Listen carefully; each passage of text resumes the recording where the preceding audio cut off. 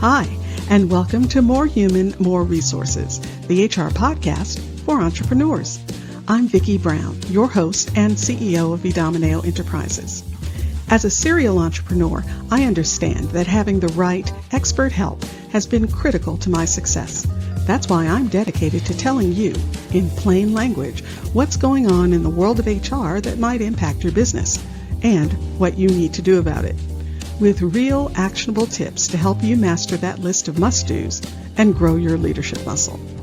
First things first, the information contained in this podcast is provided for general purposes only and is not to be considered legal advice. Your decision to adopt or not adopt any practice or procedure mentioned in this podcast is solely yours, and we bear no responsibility for the outcome. We urge you to always consult legal counsel and other appropriate licensed professionals. And with that, let's get into the show.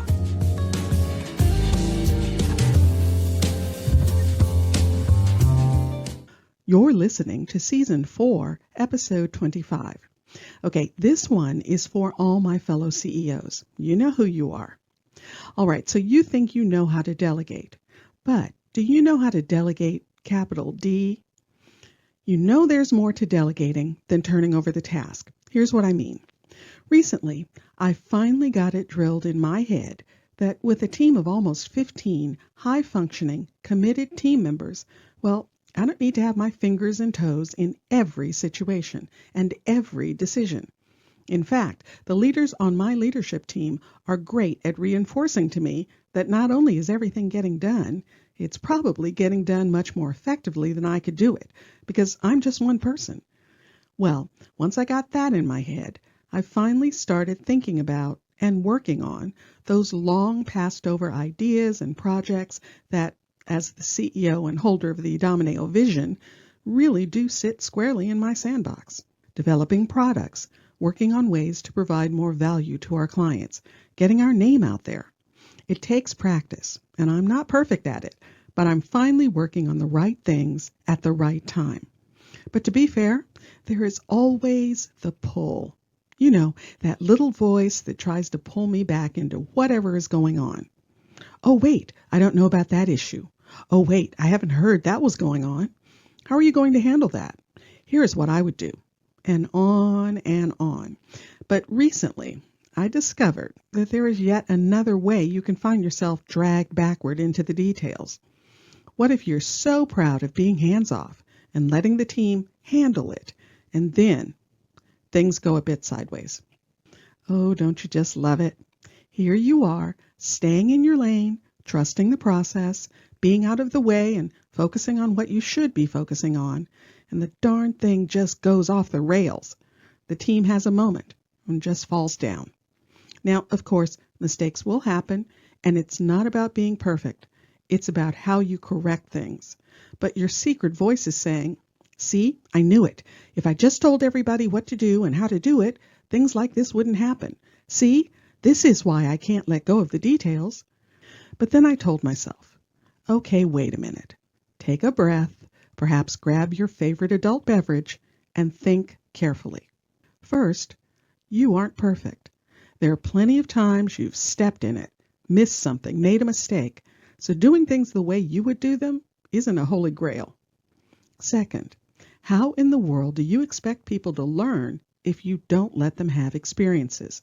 You have to let them go through the situation, feel the pain, so that that particular issue will never happen again. We've all been there, done that thing that stays with us forever. Oh no, we definitely won't be making that mistake again. It's all part of the learning process. And I know that you have to let them fall down now and again. It's just that I didn't realize that sometimes when they fall, they skin your knee. They may not be the only one to feel a bit of the pain. If the client isn't happy, you're going to feel it too. And if it was significant enough, it might even impact the company or your reputation. And you'll have to do some cleanup. But either way, large or small, something, sometime will happen, and you won't like it, and it will sting. But don't let that feed your impulse to jump back into the middle of things and start directing people and processes, because it really isn't your job anymore. Actually, it probably hasn't been for some time. And being a busybody, managing the details, directing the traffic, well, in addition to being a really bad use of your time, it's a crutch for you. You see, staying with the details, managing every piece of every project, that's easy for you. It's what you know, like the back of your hand. You could do it with your eyes closed. It's a safe space. And it's absolutely not where you should be. Looking forward, forming the vision for the company, developing the roadmap to get you there. That's your job. And while I know those are very different muscles and they aren't nearly as strong as your old muscles, once you commit to using them, they will get stronger and you will get better at it. So, put a bandage on those knees, check in with the team to be sure everyone survived, do whatever you need to do with the client, and chalk it all up to a magnificent learning experience, because that is precisely what it was.